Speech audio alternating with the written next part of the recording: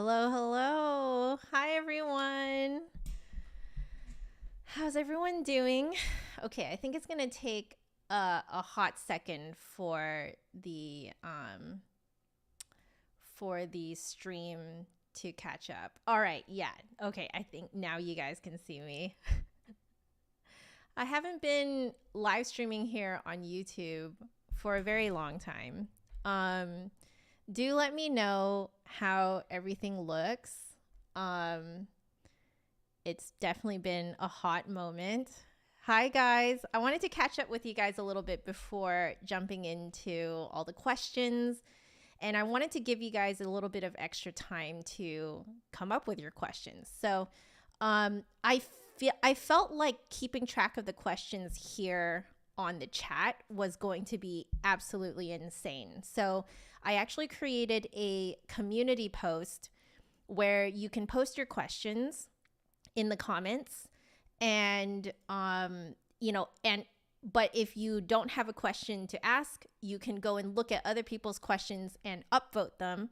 And the ones that are the most upvoted, I will answer those ones in, the amount of time that I have to stream. So I have about 2 hours to stream. Thanks, guys. So the audio and video is good. Okay, everything looking good. Perfect. So I kind of treat you guys as my tech people. So please don't be shy to let me know if something doesn't quite work. Okay, so if you go to the show info under this stream, so click on that and you'll see more information underneath this video, this stream. You'll see a link going to my community post, but I will also post it here too. I'll post it in the chat as well. You guys can go and post your questions there. So let me see.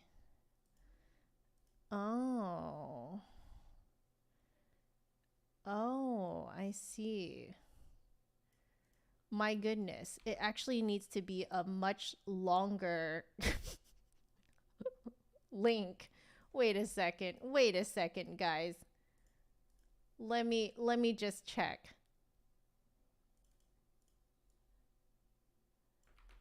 Or is this post? Does this post work? Yeah, it does work. Okay, perfect. Then let me put it here. All right, guys. Great. So can you guys go post your questions over there? So if you posted a question just now, or anytime that you've been here live with us in the chat, can you go and post it over there just so that I have it all in one spot and I can just look at, at all of them. Oh, love it. Greg has a question in there already. So Aoki, that is, can you please post your questions over there? So I'm going to call out everyone that I can see who is asking questions. Michael, hello, Michael. So you also asked the question quite a bit earlier. Can you also go to this community post and post your question there? And if you guys see any other questions that you guys think are really interesting, be sure to upvote them. This way it'll be less crazy to ask, to answer questions. I think I should actually also put it up here.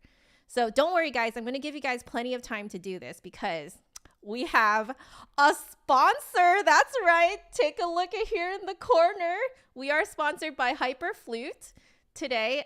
They are sponsoring a small portion of this stream. So they're not sponsoring the entire stream, but they're sponsoring a small portion for me to talk about their book. So when I am talking about their book, you guys can go ask your questions and we'll just be talking about their book, trying things out for about 15 minutes. So that should give you guys plenty of time to, keep refreshing that community page, seeing what new questions come up, and upvoting questions, posting your questions, that stuff. Okay, so let me actually put this here. I realize I should post a little thing in the corner.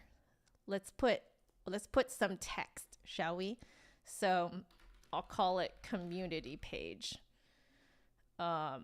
I'm not going to make it visible yet, but I'll put here, post your questions on my community page. Link in the description. Yeah, link in the description. Okay, perfect. We'll select a font. What's the one that I've been using lately? I think I've been using... Oh, Calibri is really cute. We'll use that. Use Calibri. We'll bold it.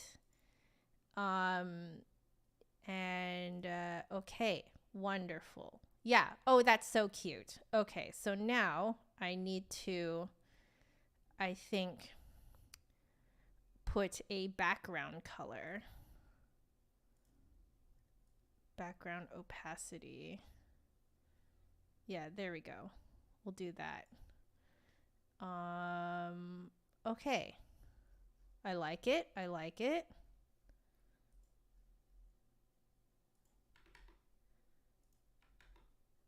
Okay. Okay. Let me make it nice and small now, because my goodness, this is very large. You guys can't see it yet. Actually, neither can I, but I can see the little box, like the text box that I am. Yeah, there we go, there we go. Okay. Whoa, whoa, whoa.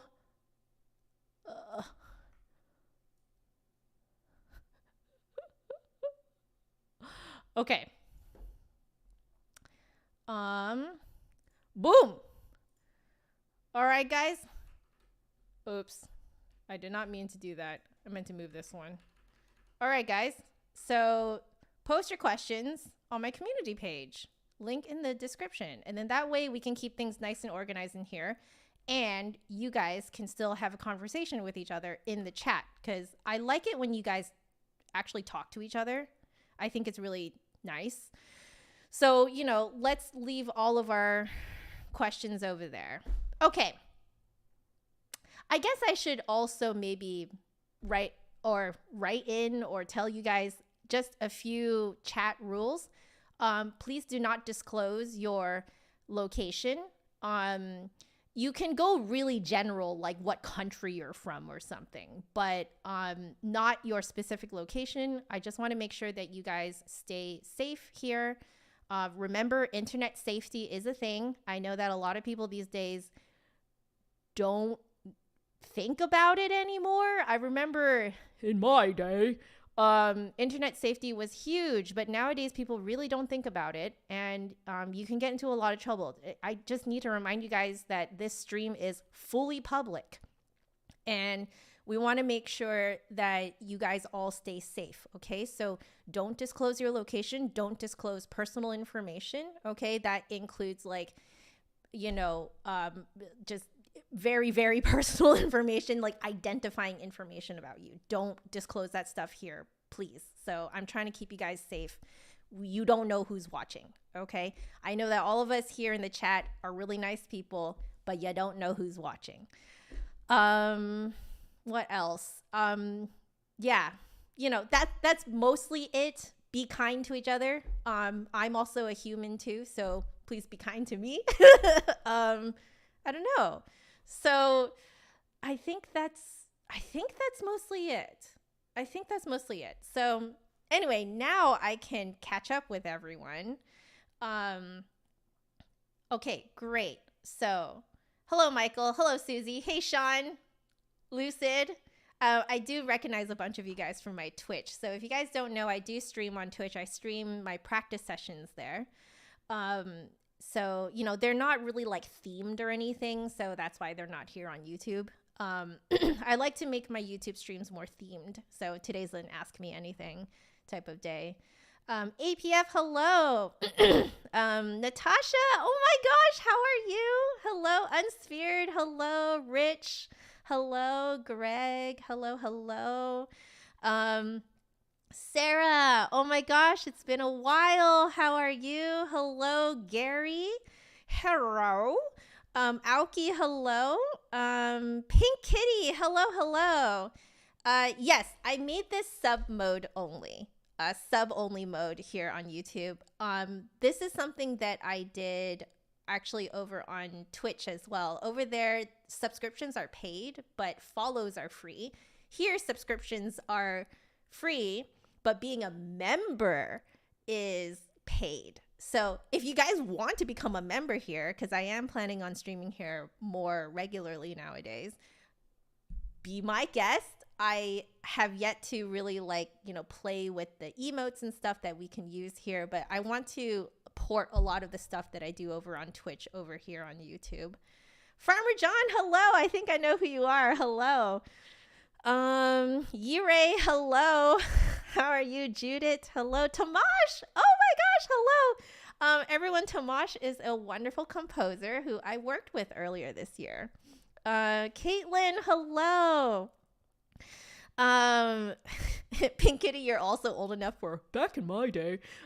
Yeah. So I made the chat subscribers only, just to help mitigate some of the trolls that can come on here. For those of you guys who have seen my streams here on YouTube, I just noticed that my streams here on YouTube are much more prone to trolls than they are on Twitch. So, I had someone just come right in and start yelling poop in the chat and just completely disrupting y'all's conversation. So I was like, maybe I should just make this sub mode. And besides, the questions that I wanted to answer are the ones from my subscribers, from people who actually follow me. I honestly didn't really want to answer questions from complete randos. So, yeah. Anyway, Zilcom, hello. Forlan Gaming, hello. Oh, Adam. Hi. Nice to see you here. The hair that I cut off is the same amount that has now grown out of your head, Natasha. Well, I cut off, technically speaking, John, my husband, cut off 16 inches. I know. 16 inches. I donated it. And the reason why we went with 16 inches was so that they have at least 12 inches of usable hair. Because, it thins at the end and stuff like that. So, yeah. Hell yeah. Oh, you saw me. Greg, you saw that I was at the flute practice launch party. Yes. So I don't know how many of you guys know, but ever since, that time that I think it was March of 2021 or something like that, when we did, I invited her here to live stream here on my channel. We've actually just become friends since then. And we talk to each other on WhatsApp. It's great. It's actually great. She and I have so many similarities. We have a lot of, our lives are so insanely parallel.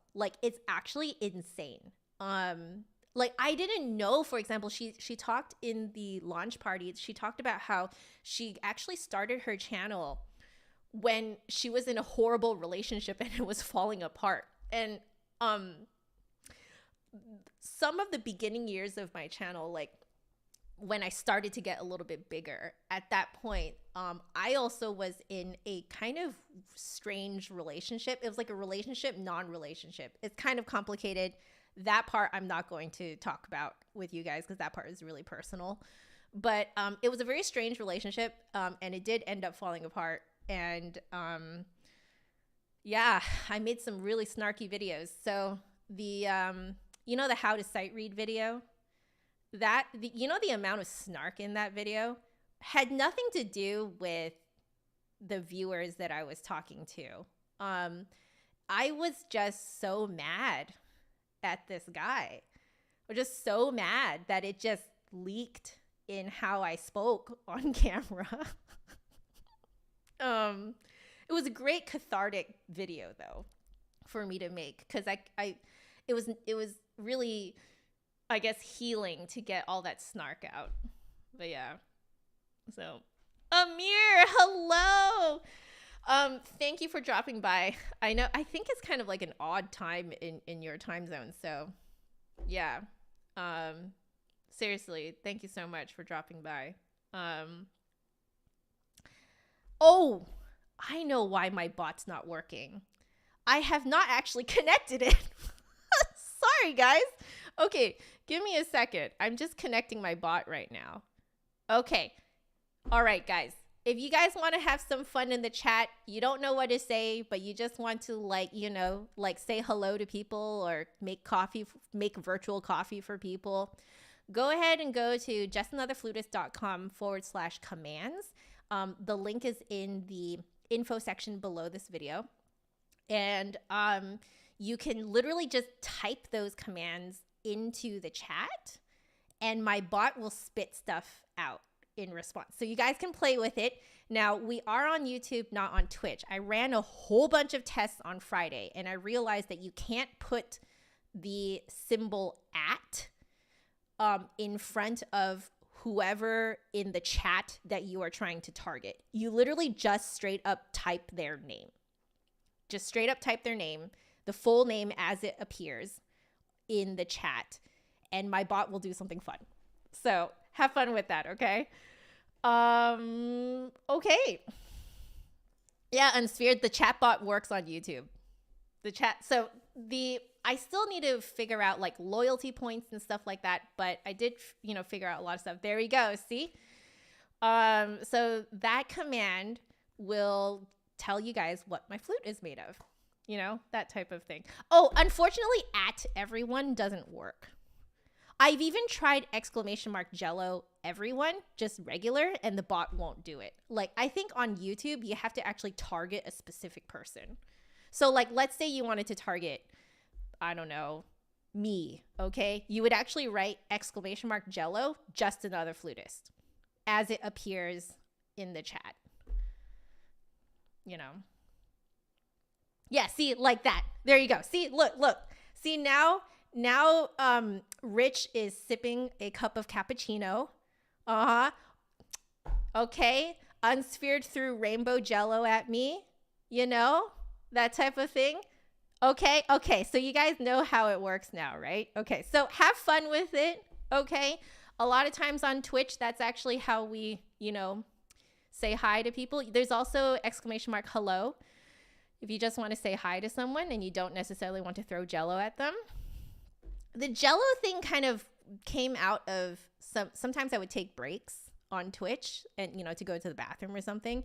And then everyone in the chat just started partying. And some of the parties turned into virtual food fights, most of which was jello. So that's how that came about. And that's why people jello fight in my chat. So you guys can join in the fun and jello fight with each other. Yo, the thing is, okay, for some reason, I tried to get the JAF Bot to be something that you could interact with. You can't. I tried, man. I so tried to get you guys to be able to talk to the JAF Bot. So I think what it is that I have to log in as the JAF Bot and actually be type in the chat and currently view and like the JAF Bot itself, that account has to be viewing the video, viewing the stream. So I'm so sorry, guys. Yeah. Yeah. So, if you guys want to join the Discord, I think !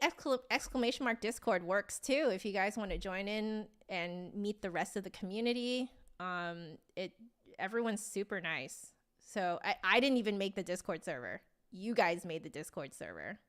So there you go. Anyway, okay. Now that I've caught up with you guys, I think what I'm going to do is actually do the sponsored portion of this video. So let's hop on over. This is going to be so fun. Okay. We're going to hop on over. I need to figure out which button I'm supposed to press. Here we go.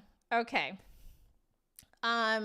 So we are sponsored by Hyperflute. Specifically, we are actually sponsored by none other than Alessandro Bottici. Now, if you guys have heard of that name, it's actually because He's the guy who makes Woodify. So technically speaking, we are sponsored by Woodify. So for the next 15 minutes, we're going to be talking about Alessandro's wonderful book, Hyperflute.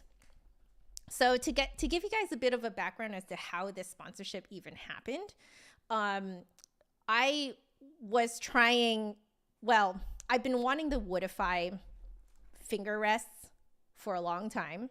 Okay. This one is called the Wave. By the way, this is buying you guys time to post your questions. Okay. Post your questions on the community page. Again, for those of you guys who are just coming in, head down to my, whatchamacallit, the show info description section under this video. Click on that community post, comment with a question, or if you don't have a question to comment with, please upvote some interesting questions you see on there. Okay. And then after this 15 minutes, I will be starting to answer those questions.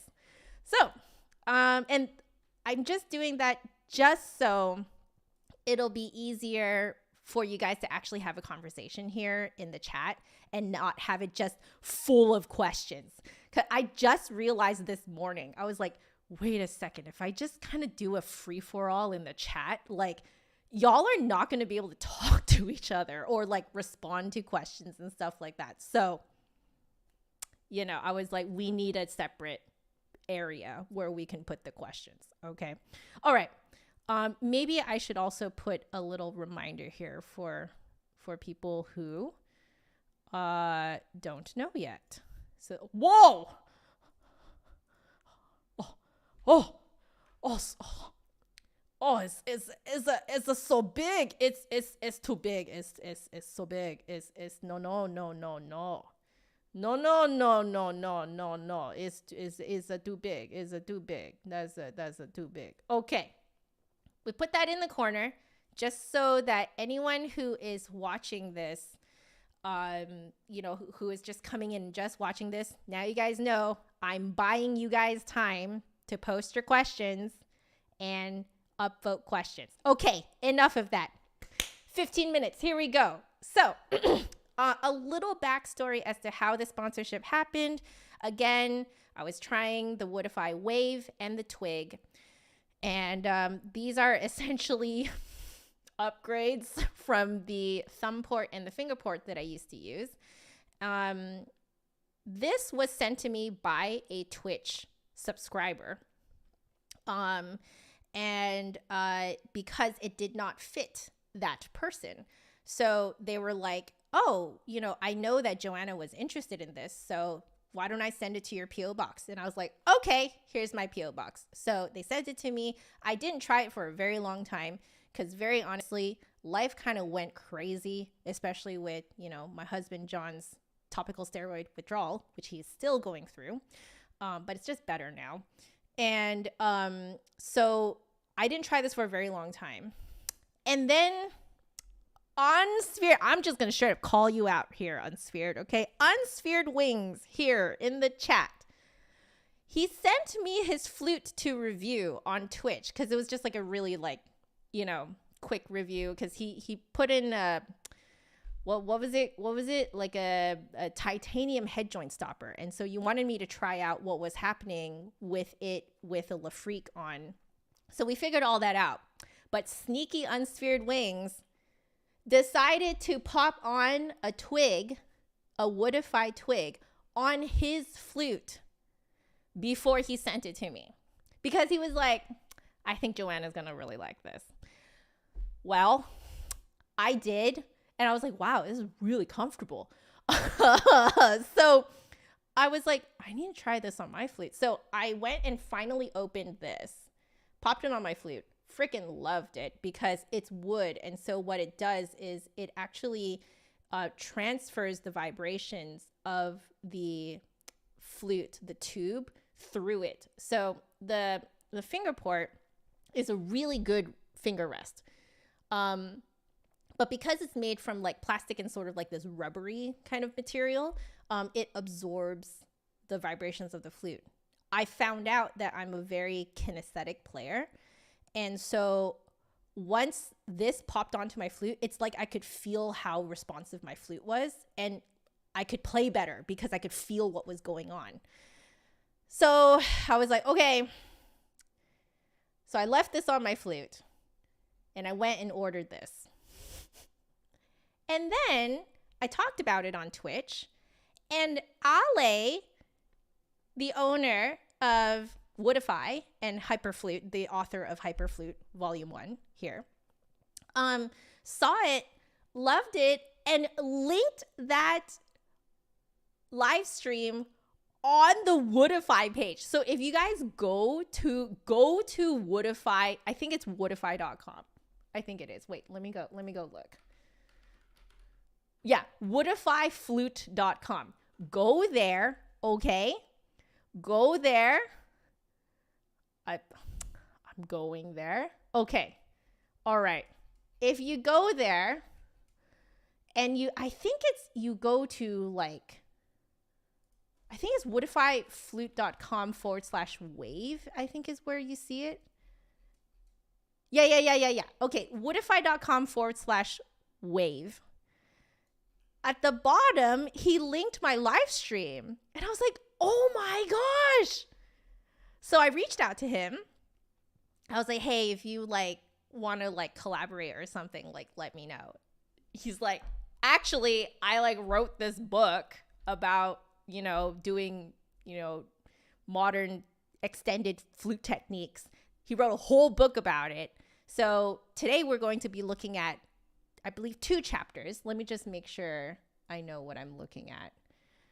I haven't gotten to the Hyperflute part, so this doesn't count as part of the 15 minutes. I'm still buying you guys lots of time. Okay, so let me take a look at what chapters we're looking at today. So we're looking at the chapters on fingerings, notations, and microtones today.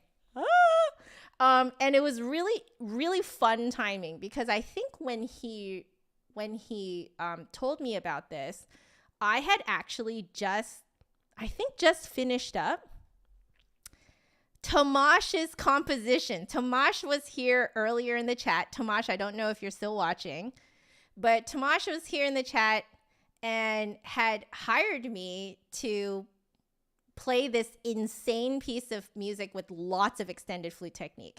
I will make a video about it sometime soon. I have all the footage. I actually recorded every single practice session that I had on it. 13 hours of it. All right, including the takes and stuff like that. So I wanted to make a video about it, about my process on how to do that. So like I already had this like really fresh experience of like figuring out extended flute technique to play like wild modern flute music. So I was like, wow, this is perfect because this is what I like to do. I love to make really weird sounds on the flute. And then this happened. Now, this stream should have happened last month, but I'm just gonna be completely real with you guys. John's TSW, his topical steroid withdrawal, flared up big time last month. It actually started flaring up mid-August, and by September, I was just so worn down. Like I couldn't, like, being a caregiver is really hard. So I was like, hey, I need another month. So that's why it's happening now. So in case you guys are wondering, like, yo, how come this is coming out of nowhere? It's not actually coming out of nowhere. It's been in the works for a really long time, but life has been hard. So, just putting it out there. Yeah. So yeah, it's such a bad influence on the spirit. Flower Dolphin, hello. And Lewis H, hello. Welcome to the stream. Any new people in here? Zilcum, hello. You're not new in here, but I just want to say hi. Yes. So, okay, perfect.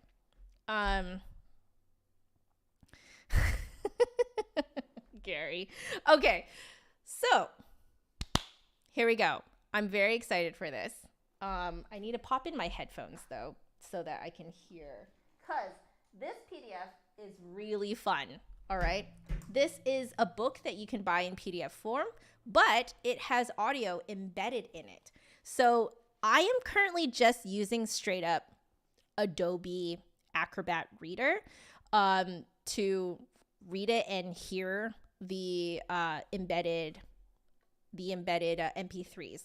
This is so useful because, like, if you just have a book about extended technique, but there's no actual audio with it, it can kind of present a bit of a problem in terms of understanding what it's supposed to sound like. So all of the recordings that you guys are going to hear here are actually Ale himself playing. Yeah, he's like a recording nut, just like me.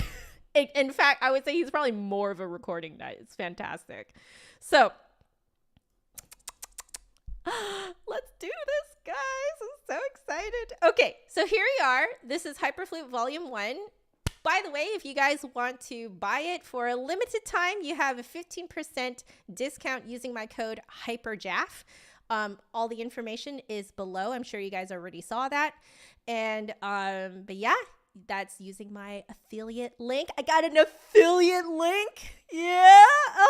And make sure when you purchase it, use the code HYPERJAF to get 15% off while these streams are going, because Hyperflute is going to be, Ale is going to be sponsoring this, like this portion, this 15 minutes here, as well as 15-minute blips in the next 7 live streams here on YouTube. That's right. I'm going to be here on YouTube much more regularly, thanks to Ale. So everyone, please say thank you to Ale for bringing Joanna back to YouTube live streaming.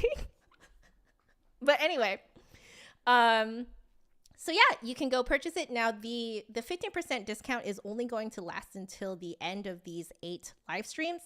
After that, it'll be a 5% discount. So make sure you get your discounted Hyperflute. All right. Okay, so this is Hyperflute Volume 1, The Secret Bible of the Modern Flutist. That's right. Extended techniques, contemporary music, and its interpretation, electronics, MIDI. Oh, yeah. Okay, and new technologies. Yeah. Okay. So here he is, inviting you guys all to the wonderful world of Hyperflute. All right. Lovely, lovely. Let's keep going. All right. This is about him. He's fantastic. I had a wonderful video chat with him quite a while ago now, actually. I think it was like back in late July when we were planning all of this. And what a sweet guy. He's so incredibly sweet. So here we go. We're at the index here. We are going to be looking at fingering notations. I think, yeah, here we go. Now you guys can see my cursor. We're going to look at fingerings notation and microtones. In microtones, we will be looking at quarter tones, eighth tones, microtones, and hollow tones. All right, let's take a look at this. Here we go. Ooh, material and charts. Wow. Wait, I just realized he totally just straight up gives you a table of contents just for the charts. That's great. That's great. Okay, here we go. Fingerings notations. Okay, so let's see. These fingering notations will represent notation of microtones, notation of trills, and bisbigliando. I legit just learned about bisbigliando from Tomasz, who hired me to record his piece back in May. And it essentially is like a trill of the regularly fingered note that is notated and a harmonic version of it. At least that is what we did for Tomasz's piece. So for example,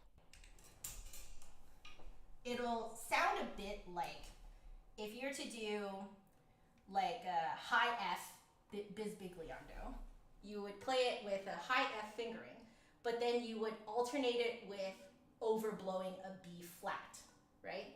So you would end up with something that sounds like,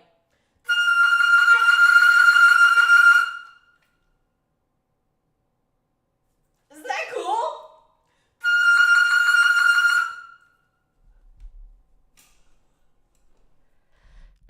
So, you know, one of the many ways. Oh, yes, Tomash, you're still here in the chat. Perfect. But yeah, so that's one of the like many delightful ways that you can make the flute sound insanely creepy. So let's see, special fingerings for particular sounds, hollow tones, multiphonics, key clicks, special fingering sequences. Perfect. All right. So I love that he also talks about the disadvantages of this. Not very fast to read. Some keys are not described in a clear and consistent way. That is so true. This is why you actually have to have a meeting with the composer if the composer hired you to play this music. A lot of times for like really, really, really crazy modern music, most of the time that you'll be, you know, performing, reading this type of stuff, you're actually going to be in direct contact with the composer. So Tomash is not actually the first time that I've done this kind of crazy new music. The first time I did it was with Dr. Bob, my theory professor, who hired me to play alto flute for his piece that he wrote.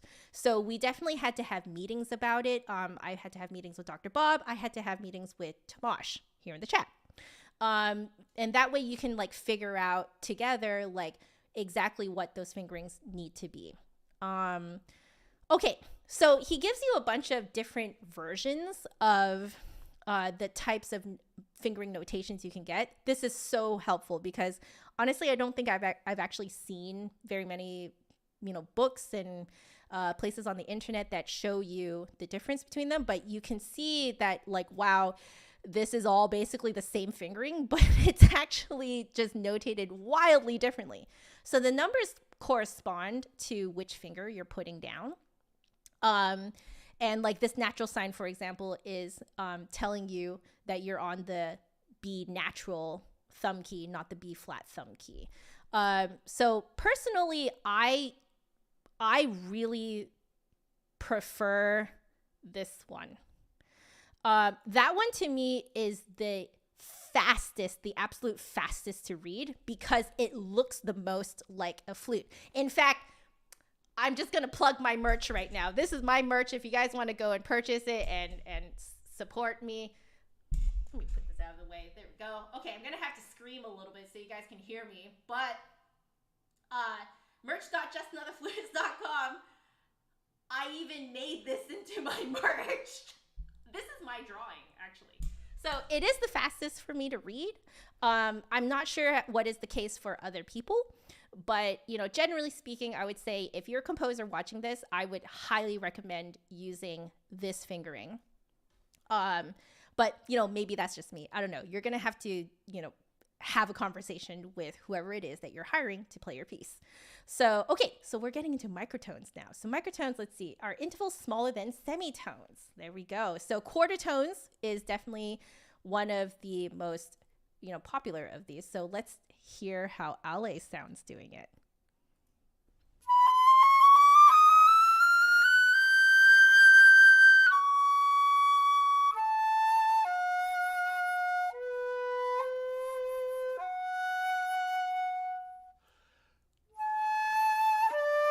Hi, Janie.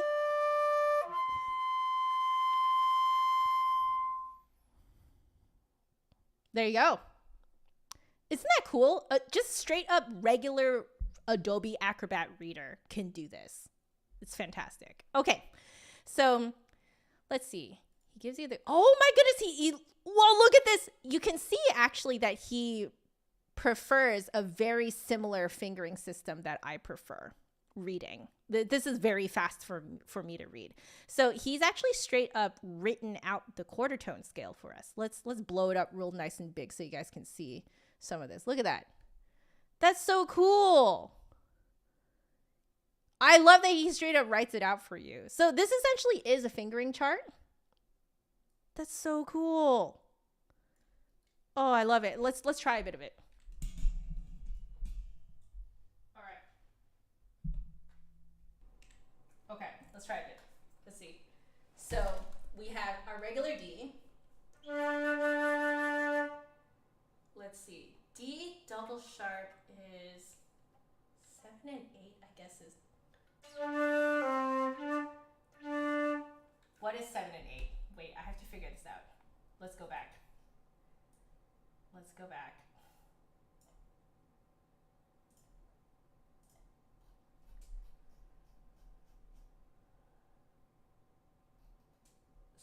and 8.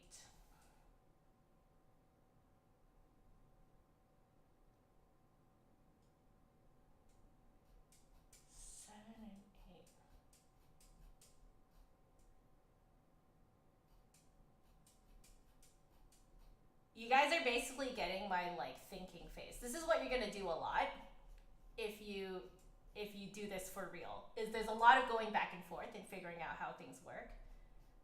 So let's see. Quarter tone scale. Let's go back here again.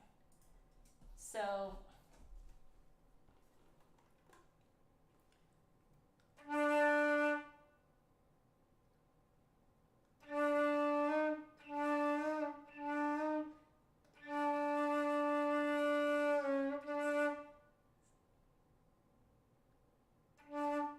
what do the 7 and the 8 mean?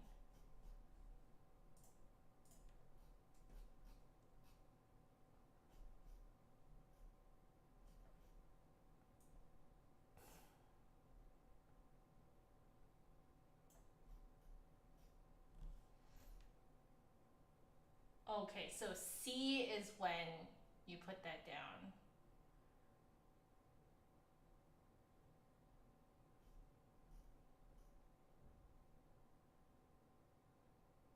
Okay, so the numerical model relies on the standard fingerings.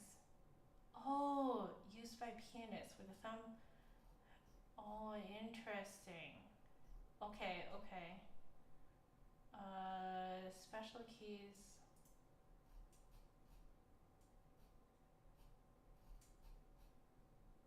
Oh, I want to figure this out.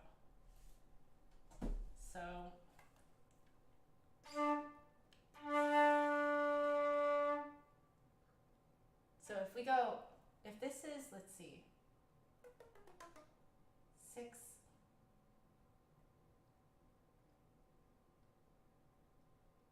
7 and 8 might mean E flat and C sharp. Ah, Tomash, MVP. You're right. You're right.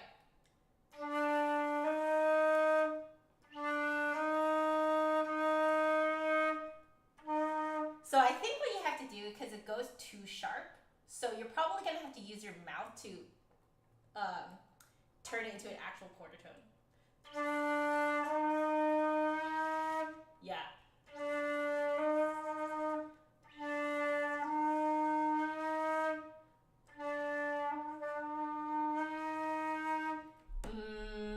MVP Tomash, gotta hand it to an actual composer for this type of music to help us out here. So, right, if it's 7 and 8, then that means that you have to press both down. You're right. Okay.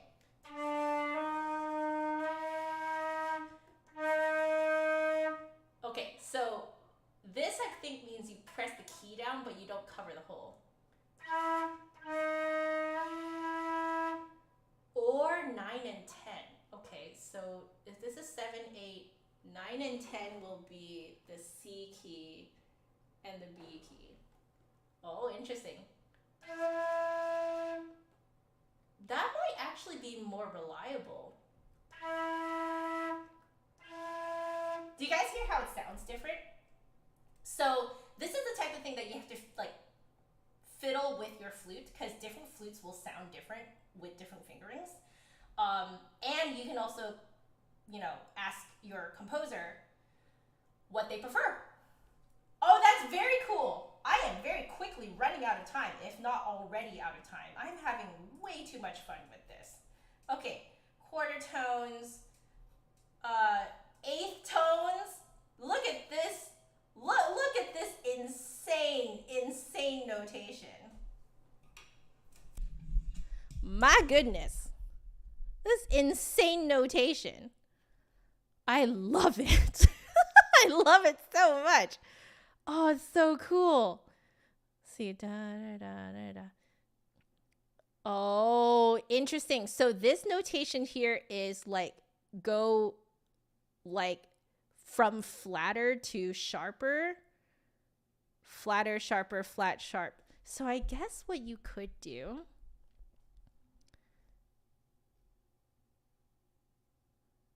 There's no complete chart for a tempered eighth tone scale. That makes sense. Usually it is possible to create those intervals by combining special fingerings and lip bending, which is exactly what I just did. Hey! So if a composer deploys a rigorous eighth tone harmonical scheme, special fingerings will be specified in the score. There you go. See, that's why I keep telling you guys, like when you guys work on this type of music, you are going to be taught like in close contact with the composer, or at the very least, the composer has given you like very, very clear instructions. So a lot of times the music that you get from a composer will just have like an insanely long instructional section. Like sometimes the instructional section is longer than the actual piece because they have to clarify all of this kind of crazy stuff.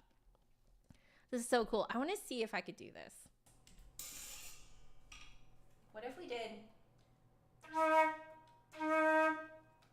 So we need to go really flat. Really, really flat. So we're talking, so if it's like E, let's look up, by the way, that quarter tone fingering. So from E, let's see, what would E be? E, and then flatter than that, right, uses those, the B and the C keys. Okay, got it. So let's head back up. By the way, if you guys bought this book, you can follow along with me. Okay, so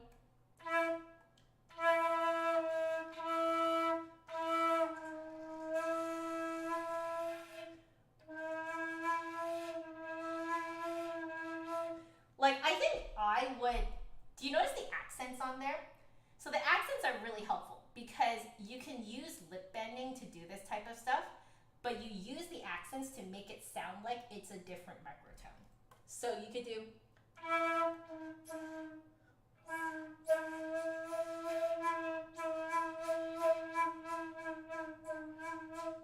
right, because it sounds like different microtones when you do it that way. Clever. Whoever wrote that is very clever.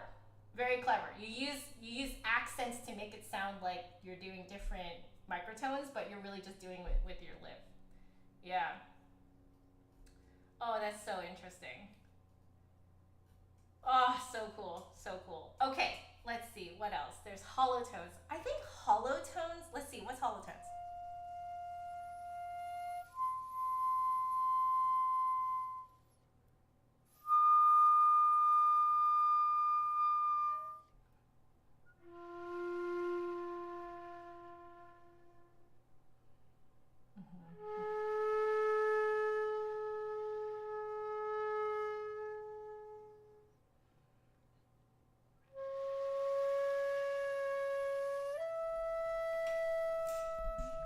Jane, if you want to purchase this book, 15% discount using my code HYPERJAF.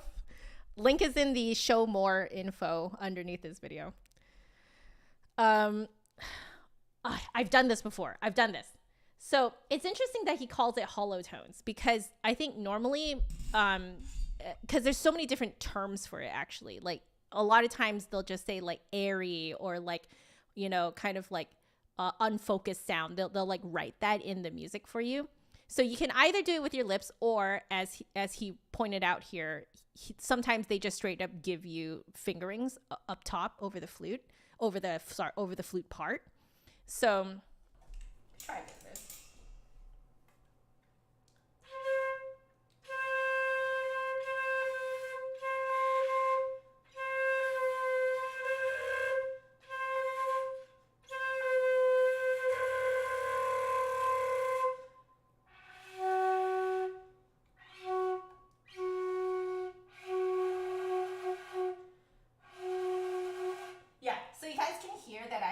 Change my embouchure in order to create that kind of like hollowy sound. I love it. I love it. I do this stuff actually all the time with Genshin Impact music. Like when I'm covering or trying out Genshin Impact music, you do it all the time because that's how you get that specific sound. Okay, I think we're not doing trills today, right? Yeah, trills are next time. Oh, sneak peek for you guys. Okay, that should have bought you guys a lot of time to ask me questions. But anyway, thank you again to Hyperflute, to LA, Woodify, for sponsoring this portion of the stream. So, okay, now that we have questions, nice. We have quite a bit of questions. I'm going to sort by the top question first. And then actually, wait, did you guys upvote some? Yeah, you guys did upvote some. Okay. Then let me go through the upvoted ones and then let's have some fun. But yeah, let's see. Let's bring my OBS back here. Okay. Bring my OBS back here. All right. There we go. Okay. So, questions. What is the first question? So, okay. Greg asks, what is my practice technique in learning how to use vibrato? Okay. A good question. Okay. So, I did make a video about this, and that is actually how I practice vibrato. You use a metronome, and you click, you put it on a speed where it's nice and slow, and you just pulsate your air to the beat. So, for example, if we were to show you right now, so let's say I put it at 60 beats per minute. I'm going to jack it up really high so you guys can hear my metronome. All right, sweet. So now what I'll do is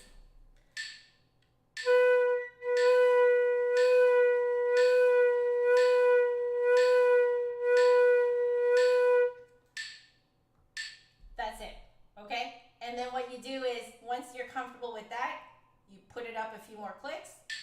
I generally go like 1 or 2 clicks. So let's just go like 2 clicks higher to 62.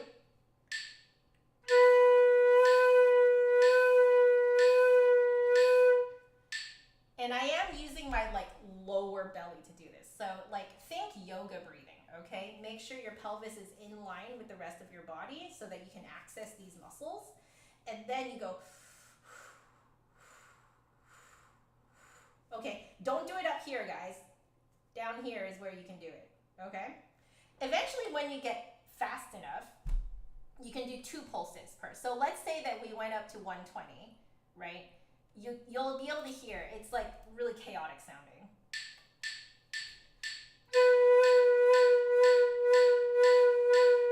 I just noticed that you guys can actually see that. That's pretty cool. But okay, it sounds very chaotic, right? So what you can do is I'm scrolling, but you can go back to 60 and do 2 pulses per.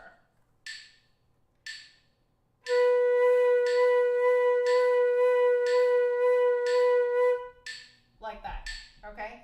And then you keep doing that until like, you just keep going faster and faster. So let's pretend we've been practicing for a few days and we're up at like, let's try 90 and see how it sounds.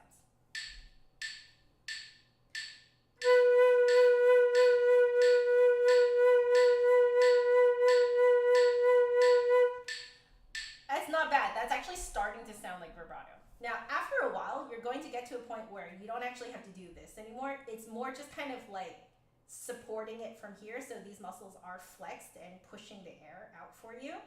But then you'll feel that you can kind of pulsate it elsewhere in your body. So if we go even faster, let's go at like 110.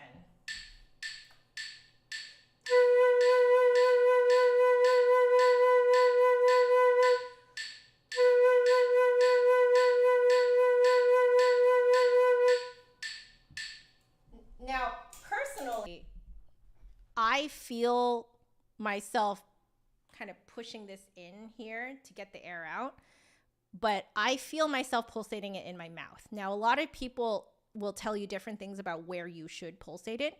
But I kind of liken it to how you laugh, because I'm quite a mouth laugher. Like I can feel that I pulsate it in my mouth when I laugh. Some people are like throat laughers, chest laughers, belly laughers, right? So it's just wherever you pulsate your air when you laugh. I find that that is a really easy place to pulsate your faster vibrato. But I hope that answered your question, Greg. Yeah. Exactly. See, as Fluting Francis says, some flutists say that vibrato is in the throat, but you don't feel it there at all. I'm not surprised, because that's probably not where you laugh from. Yeah. Okay, let's go to another upvoted question. Rich asks, how did you get drawn to the flute as opposed to the piano, which is my first instrument? Wow, you know some deep JAF lore. Okay. So, I've actually always loved the flute. So I actually loved the flute before I loved the piano. I saw it on the TV when I was like 4, I think. And I just fell in love. Like absolutely fell in love. I would take my little plastic fife and I would play it, but I would turn it to the side and play it like that and pretend that I was playing a flute. I just remember, like, I know that I get really bad stage fright with the piano. So I had this horrible experience where I was playing for a piano, like at one of those student piano recitals. And I just like froze and could not remember what came next. And I basically started looping. Like I only knew one part and it repeated too. And I could only loop those parts. It was terrible. I think eventually we had to put the music up on there for me to read it. But it was terrible. But yeah, like I always feel like piano is a very personal thing for me, but in terms of performing, the flute I felt just gave me the voice that I want to have, if that makes sense. Like I feel like I can express and sing through the flute. Like I can make the flute sound like however I want. I think that's what drew me to it, was because of, yeah, I think it's the amount of control that you can have on the tonal colors of the flute. That the shifts in tonal colors that you can do is amazing on the flute. And I think maybe I felt disconnected from that on the piano. Not to say that the piano is a bad instrument. The piano is a beautiful instrument. And the best pianists can make tone color like differences even in just the way that they press the key. But I don't have that natural ability. But I will say that I feel that I have that natural ability on the flute. So, yeah. Let's see. Good question, Rich. I hope that answered your question. Okay, next upvoted question is from Judith. Hello to you as well. So, can you give tips to make a clearer sound when double tonguing and make it more fluent? You're working on it, but it sounds kind of ugly, rhythmic, aggressive. Okay, so Judith, I have no idea where you're from, but there is an issue that I noticed with where the articulation of double tonguing really is only done a pretty specific way on the flute. However, we all speak different languages. We all have different native languages, and we have different accents. So I will use myself as an example, and you can just draw from my experience whatever works for you. So I was born in San Francisco, in the San Francisco Bay Area. And so I grew up there, and the accent there is, how do I say it? It's both very laid back and very fast at the same time. And the reason why it sounds laid back is because everything is enunciated in the back of your mouth. not only is it enunciated in the back of your mouth, you basically are not enunciating. Okay, so let me just give you a quick example. If you want to say, I don't like that. Okay, you guys hear my diction? I don't like that. Okay. In Bay Area accent, at least back in like the late 90s, early 2000s, was, I don't like that. That's just to give you an example of how differently you can articulate the same thing, even just in spoken word. Okay.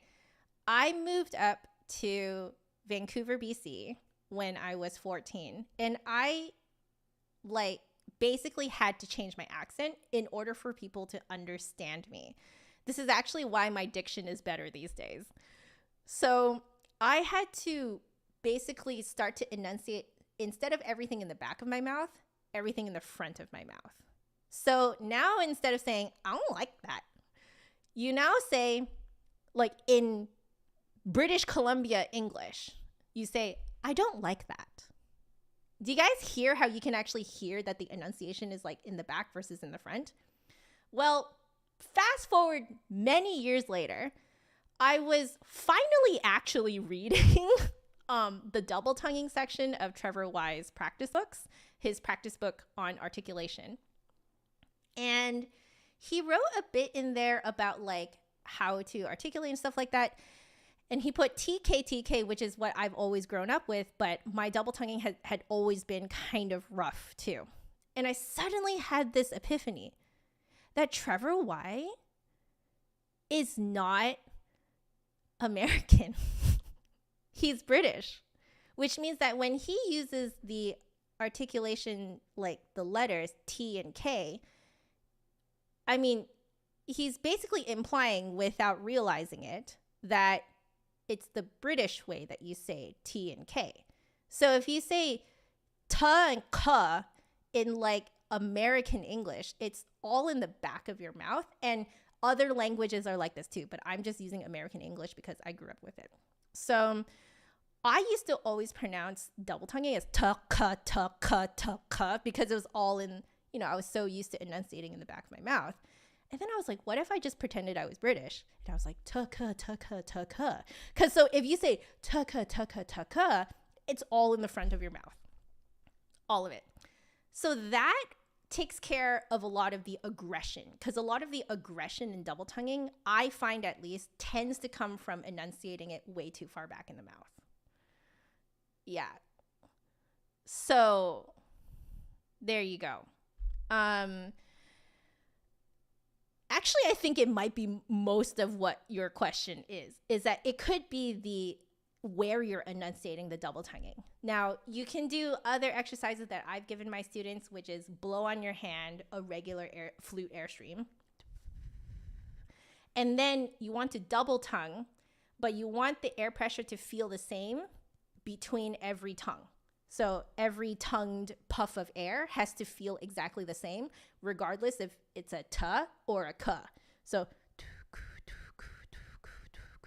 the puff of air needs to feel the same. If the puff of air feels the same, then you know it'll sound the same. So there's your other tip too. Yeah, da-ga also works depending on your accent. I believe it's actually dependent on your accent. Unsphered, and you thought you Southerners were bad? No, let me tell you, Bay Area English is, it's, yeah. I legit would say something to my new friends in British Columbia. You know, I would just say something that I thought was just kind of normal, and they would just a room. I just remember it's like a room full of people all looking at me like I had just spouted Martian or something, and they're just like, "Pardon?" Yeah. So, Judith, I hope that was helpful. I hope that at least gave you some insight as to what might be going on. So, okay. Scrolling up to the next upvoted question by Forlun Gaming. Hello, Adam. Okay. So if I were to buy an alto flute for fun, what level instrument would I go for? Obviously, this will vary from person to person from budget perspective, but would a student alto flute hinder one's fun? Would an intermediate all silver alto be an absolute overkill? I ask because I'm thinking about buying one for the occasional recording session. Okay. Honestly, you know what? I'm just going to say it, okay? It really just does depend on your budget and how you justify the purchase. For me, if I were to purchase an alto flute, I would get the one that I know that I would not regret getting, which is the Trevor James copper alloy alto flute. I cannot get that thing out of my mind. When I tried that for a review with the Flute Center, so if you guys want to see it, there is a video. Just type in Just Another Flutist, Trevor James copper alloy flute, alto flute that is. You'll find it. I fell in love with it. I'm going to be just completely honest with you guys. I fell in love with it because I just felt like I could make whatever sound I wanted to out of that thing. So I believe now it's, I think it's like somewhere around 2,500 USD, something like that. 2,600? I can't remember. Let's go to Flute Center, flutecenter.com. I'm just going to look it up really quick. I think if I look up copper alloy, I'm going to find it. Yeah, there we go. The straight head joint, which does not work for me because I'm very small, is 1,500. I was right. The one that comes with the curved head joint and straight head joint is $2,650. In the grand scheme of this, like of how my flute costs, that is, I hate to say it, but actually kind of cheap.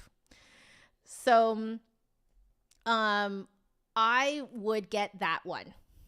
That's the one that I would buy for fun. But I think if I were to do that, if I were to buy it, one, I'd probably make a heck of a lot more recordings to make it worth my money. But yeah, that one I think is essentially a professional level one. Now, I played a rented beginner model, essentially, alto flute. It was like a silver plated alto flute for my professor, Dr. Bob's composition. He just rented it for me and was like, he's like, oh, you don't have an alto flute? Well, I'll just rent one for you. And he just wrote it off as a business expense. And so he lent that one to me. He may not have even had to rent it. He might have just borrowed it from the school. Maybe that was it. Anyway, he just got one and had me try it and play it. And I played his piece and recorded his piece with it. And that was just a silver-plated alto. So I think a lot of times, even some recordings you might hear may not be of the absolute highest caliber instrument. It does have something to do with how the person plays it too. You know, it all kind of depends on what you have the resources for. So there's no real, I guess, umbrella, what's the word? Like there's no umbrella one size fits all solution to what level alto flute you should get. Really depends on your budget and how you justify it. You know? For example, if you're retired, you have a ton of money, and this is your hobby, get your dream alto flute. Who cares if you have the money for it? Okay, just make sure it does not, bankrupt you. But get it, Yeah. So, no, I do not mean 26,050. No, 2,650. 2,650. Yeah, no. 26,000 is more expensive than this thing was. Well, I guess combined with my new head joint. Yeah, combined with my new head joint, it's about that price. Oh, that really stings. That really stings. Oh, Judith, I'm glad that seemed to help you. Okay, great. So, Adam, I hope that was a good answer for you. You also asked, would it be worth taking a weekend trip to New York from Canada just to visit the Flute Center? Yes. And spend like 4 hours in there. Yes, they're so nice, and they let you try anything and everything you want, and they will just nerd out on the flute with you. It is fantastic. I've had several students do this, actually. Okay. What is my favorite dim sum dish? Michael is asking. Good question. Oh, my favorite one. My favorite one. Oh, that's so hard. Okay, the one I'm thinking of is chicken feet. I love chicken feet. I love it. It's fantastic. It's amazing. It's so sumptuous. Love it. So it's the one that's like marinated so that it like turns red. You know that one? You know that one, guys? I love that one. But there's a few other ones that have to be present at the table. So like hagao, which is the shrimp dumplings, the shrimp crystal dumplings, I think they're called. Siumai, which is a pork dumpling. And lo mai gai, which is a sticky rice, chicken, and other condiments. Not condiments, but other things might show up in there, like salted egg yolk. What else shows up in there? Mushrooms, that type of thing. And it's wrapped in what I believe are... What kind of leaves are those?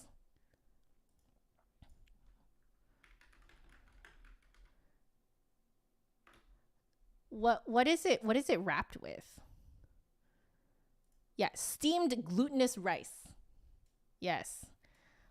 Let me see what it is. Lotus leaves, that's what they are. They're wrapped up in lotus leaves and steamed, and it is glorious.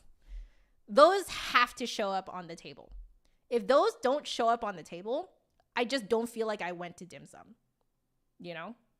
Like, have to. I could do without everything else, but those 4 dishes have to be on the table for me to feel like I went for a dim sum. Good question. Good question. Yeah. Okay. Knit with me. Hello. So you have an upvoted question here. So how do you know if you need or would benefit from finger rests? If you're in pain or have a lot of tension. That is the short answer.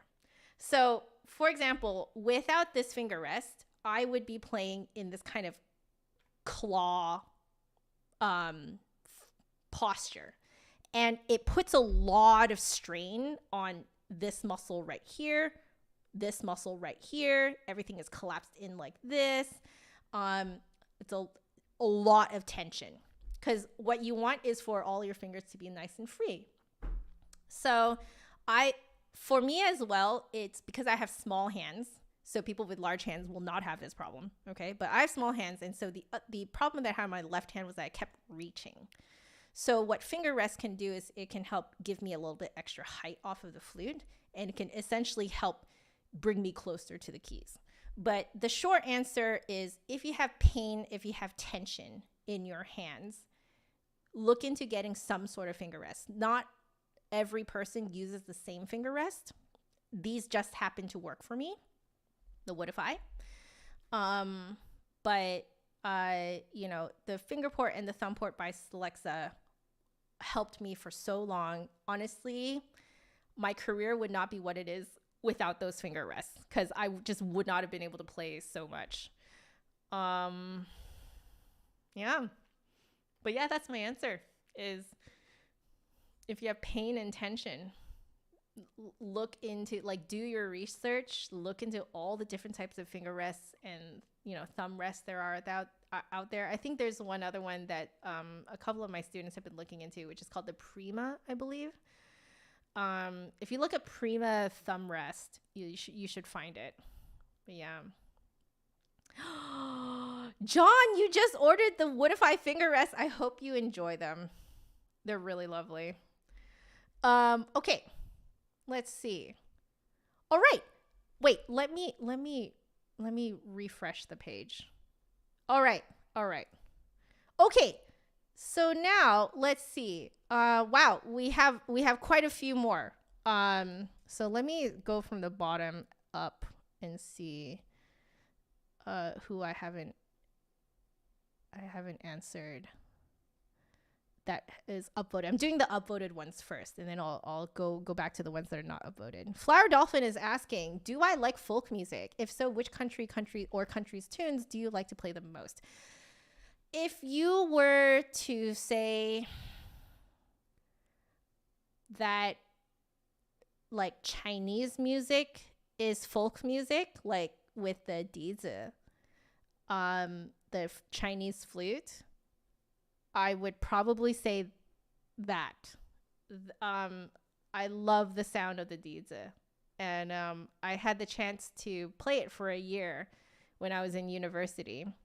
I think it was my last year of university, so I was filling up my credits with fun courses, and one of it was Chinese ensemble. And so, yeah, I got to play it, and my best friend Carrie played the guzheng, and it was amazing. It's essentially like a horizontal harp, Chinese harp that Carrie plays, and yeah, it was really fun. It was so fun. Like, there's just something about that, like Chinese music that I guess is just in my blood. Like, I just get it because I'm Chinese, and I've heard that type of music since I was a kid. Like, I just know how it feels.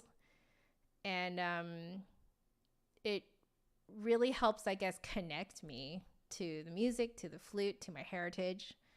Yeah, so I particularly love music that, combines Western music with Chinese music.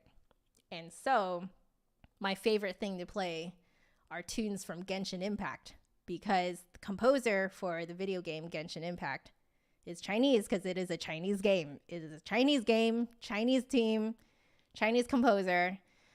So there's this undertone of, there's this whole region that's just based on China anyway. So, but there is this kind of Asian undertone to all of the music that is written for Genshin Impact. And I just feel such a very natural connection to it.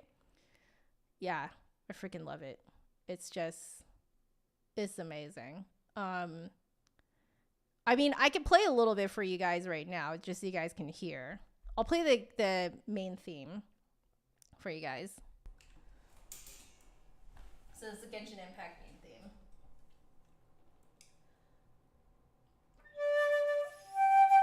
I'm not warmed up, guys.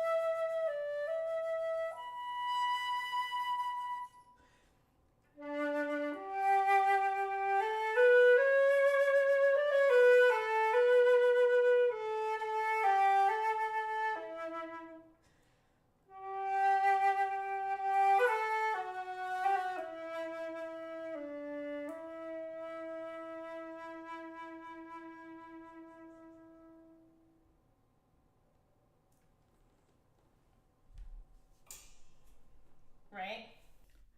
Like, it has a old world, kind of slightly folky, but kind of like meshed with modern music. And it also has this kind of like very slight Asian undertone to it, you know? Yeah. So you're welcome, Knit. Did I watch the Genshin concert the other day? Not yet. Hubs and I are waiting for us to like, well, for him to feel better too. But we're waiting for 2 evenings because we didn't get to watch last year's either, because I think that was also when he was exploding with TSW, topical steroid withdrawal. And but we want to make like basically like a 2 dates in a row type of thing out of it. So we're gonna like probably gonna have some drinks at home while we watch it and stuff like that. But yeah, we're waiting until we can like give our 100% attention to the Genshin concert and watch both probably in the same weekend. So we're just waiting for a time when he feels well enough to do it. Hey, Leon, how are you? Okay, let me answer a couple more questions. Yeah, we have a lot of time. Okay, so Zilkum is asking, you're studying music. You were studying music for quite a while, but you've recently decided to refrain from becoming a professional and going to university to achieve those means. You're wondering if it's possible to have a fulfilling relationship with music without it being your main line of work and more of a hobby. If I know or have any insight on this, please let you know. Yes. I would say that if I'm being completely honest with you, I would say that I think that the people who have the most meaningful relationship with music actually tend to be what I call serious hobbyists. Serious hobbyists have a very pure love for music, and it's not complicated with the need to pay your bills. Because doing this as a job does require you to be very creative, very ambitious, and you have to really think outside the box in order to make a career out of this. Yes, you can do the kind of very normal track in the Western classical music world, which is to become an orchestral player. But that world is very saturated, and sometimes that's just not your thing, which is, it's not mine, you know? I don't actually want to be an orchestral musician for the rest of my life. I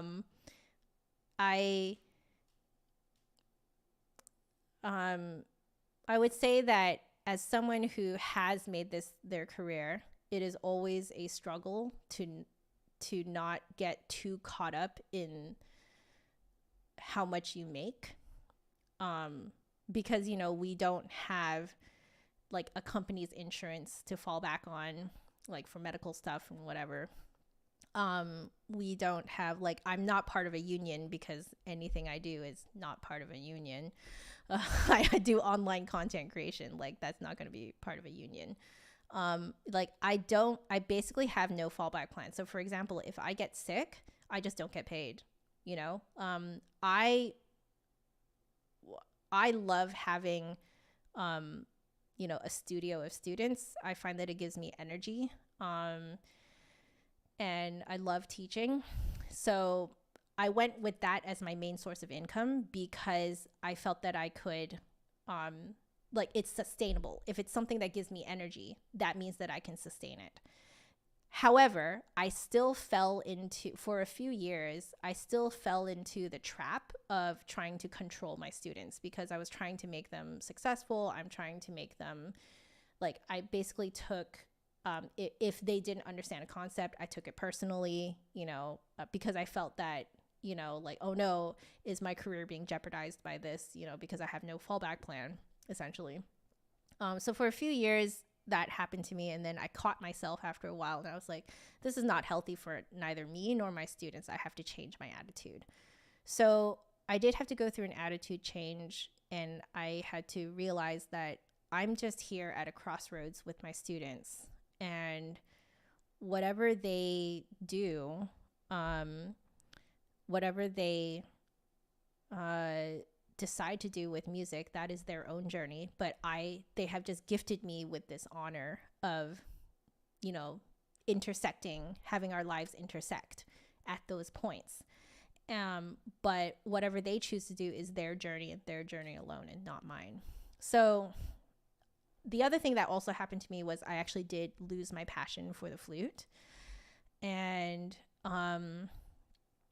it, you know, like, I lost it for a very long time. I would say more than 10 years, probably. I was just kind of going through the motions, and I'm good at this. So I ended up just, you know, getting degrees in it and, you know, making my career out of it. But was I truly passionate about it for a very long time? No. I started out very passionate. I told you guys earlier in this stream that I fell in love with the flute when I was 4, when I saw it on TV.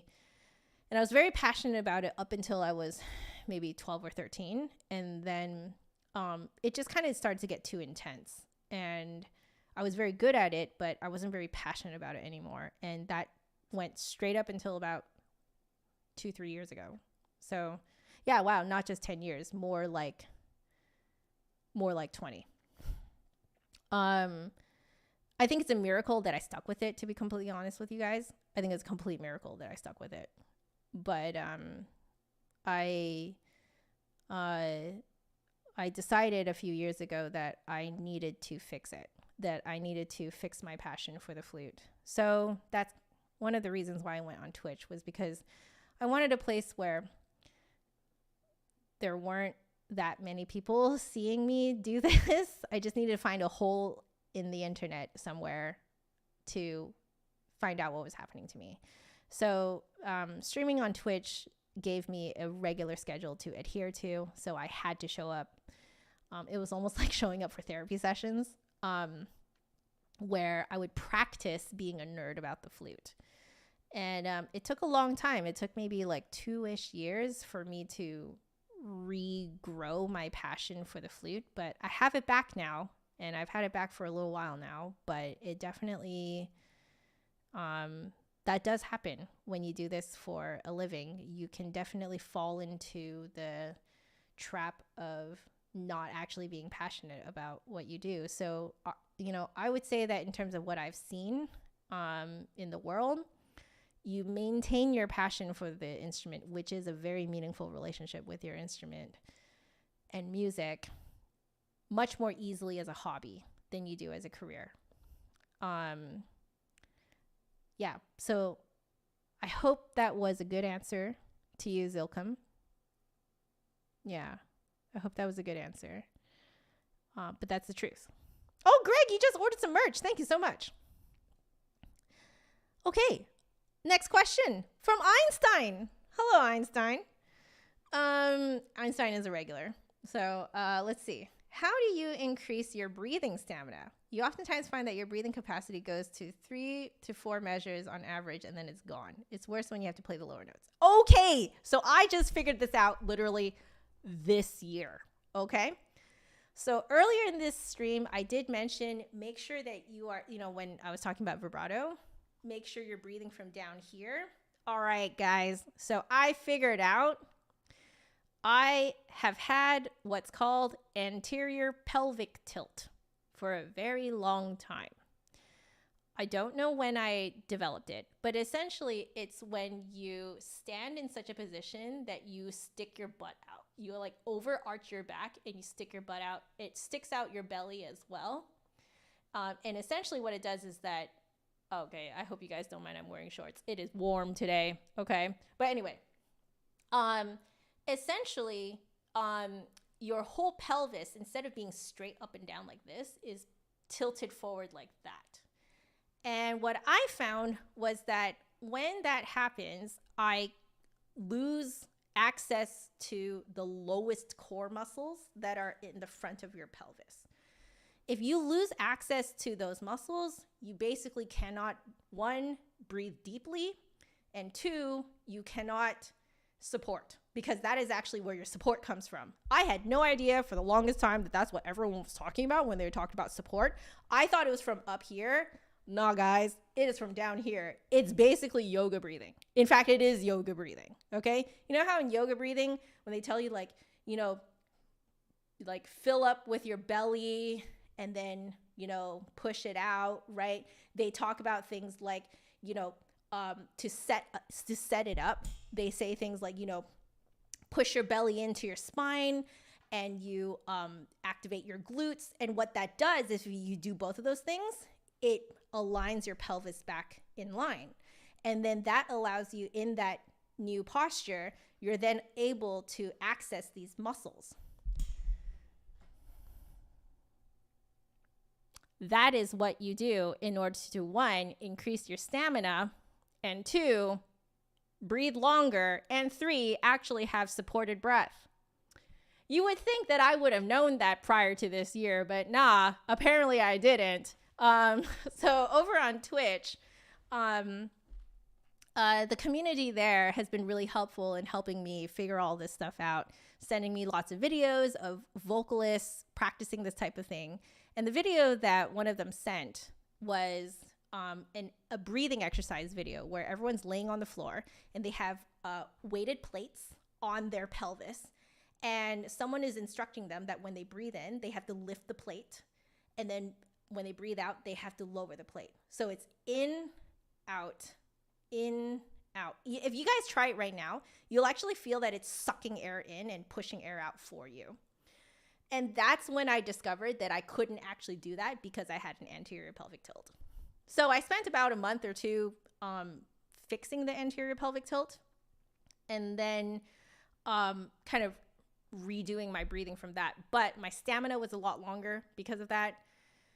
And I actually had supported breath.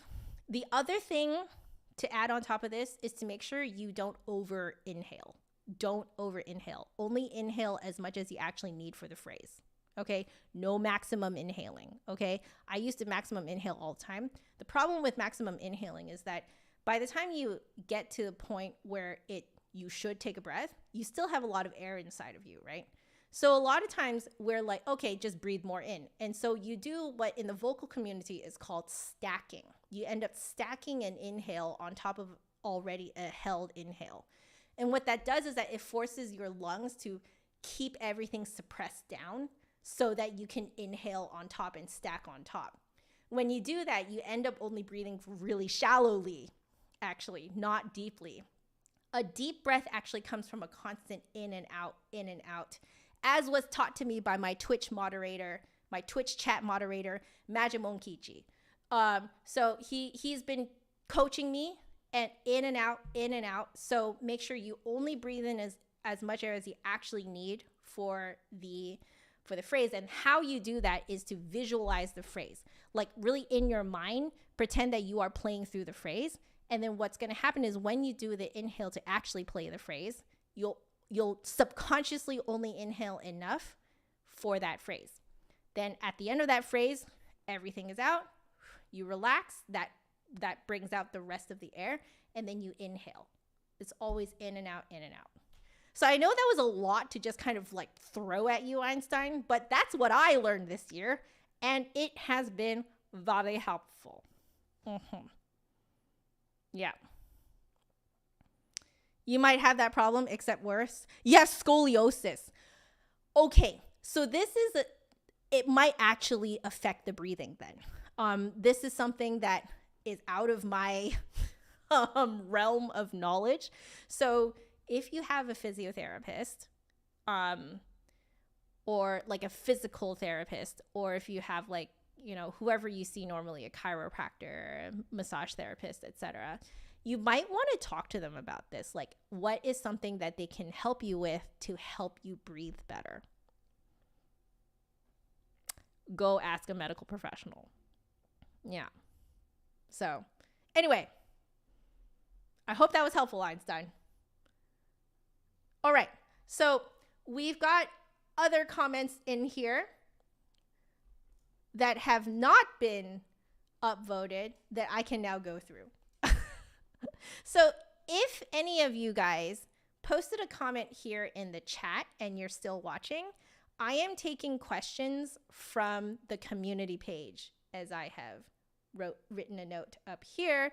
And where you can find it is down in the show more info section, the description section of this video. It is linked there.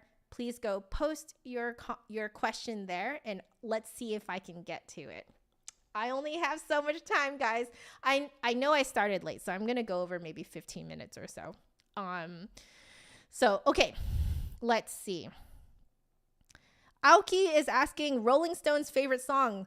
I'm just going to straight up tell you, I don't listen to Rolling Stones. I'm sorry. Okay. Michael is asking how many flutes I have. So I guess this is basically lightning round. So I have this one. I have my silver Mateki. I have the plastic Nouveau, Jupiter, student model.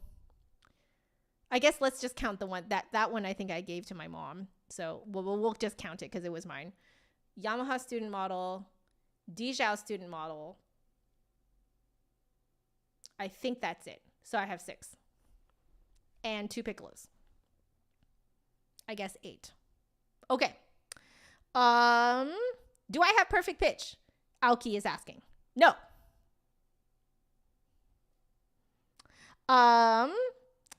Let's see. Michael is asking, what is my favorite flute that I've ever played besides my flute? I will give you a head joint, and it is the Monkey Pink Ivory. Freaking loved the tone colors that I could get out of that. In terms of a whole flute, not really anything compares to what I have for me. The closest one was the Powell 14K. The closest one. But I felt like that one was still a little bit too big for me, actually. Yeah, that was the closest one. I would say Burkhart is also a close one. Like a Burkhart Rose Gold as well is also a very close one. Okay, what do I think about Briccialdi's key?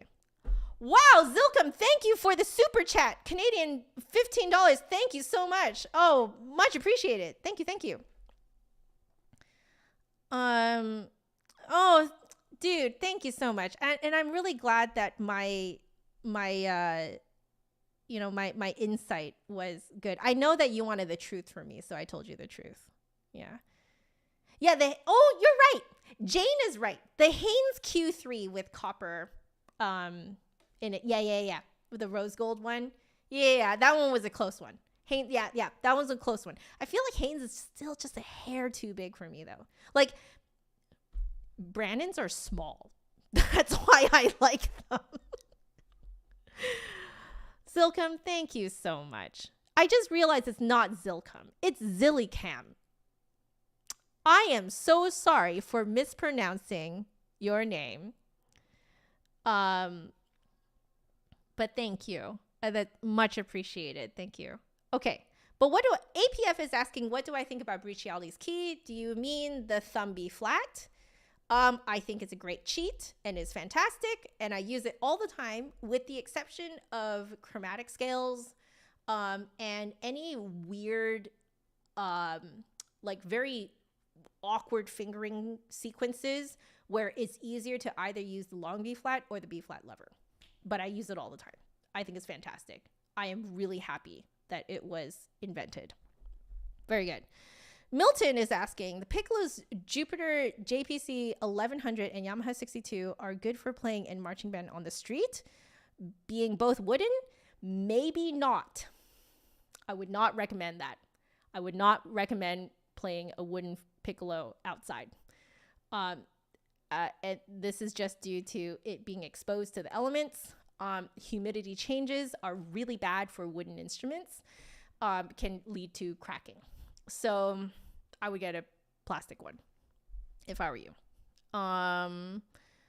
Pink Kitty is asking for tips for sight reading. The way you learn music is half by ear, half by looking up guitar chords. You can read music and you're really good at theory, but struggle to physically apply. Okay. Since you mentioned all those things, I'm just going to hazard a guess that you're probably what I call a hearing dominant learner in music, at least. So there's nothing wrong with that. In fact, I would say that the history of learning music was passed down orally much longer than it was visually through sheet music. So 1, don't feel bad about it. 2 is sight reading will never feel 100% comfortable, and there's nothing wrong with that. In the same way that for me, doing things by ear will never be 100% comfortable, but I found a way to essentially like bridge the gap between my ear and, like, for example, like what I'm playing or what I see. For me, that is actually like a kinesthetic way of processing music. So for example, when I'm memorizing something, I'm not actually memorizing how it sounds as much as I'm memorizing how it feels. So one of my professors in my master's, who is teaching, for me, it was a remedial course in ear training because I obviously failed the entrance exam. So, but I'm so glad I took this remedial course because he got us to sing along with what we heard, right? So if you were preparing sight singing, or if you are like hearing an interval or a chord, he was like, sing with it. And what that gave me was a kinesthetic bridge where I could feel what I was hearing rather than just relying on hearing. So I'm only telling you this because you can try doing something like that for visual, the sight reading. So you can actually try straight up singing what you see and see if that helps you bridge that gap, you know? But at the root of it, sight reading, you're basically like a MIDI robot where you're just kind of looking at the music and you're just playing like Flute Hero, basically. You're just playing Flute Hero. Like, do you necessarily really process everything that you're playing as you're doing it? No. I can tell you that as someone who does sight read very well, you don't actually process it very much at all. And that is something that I find that hearing dominant players are very uncomfortable with. They're uncomfortable with that feeling of not actually processing what they're playing. But I was very comfortable with that. But that is why sight reading may never be 100% comfortable for you. You may have to essentially, in the moment, ignore that feeling of what the heck is going on. Yeah. So, and doing a lot of sight reading will help. So if you just regularly train yourself, you will get better. Yeah. I hope that helps, Pink Kitty. Yeah. Yeah.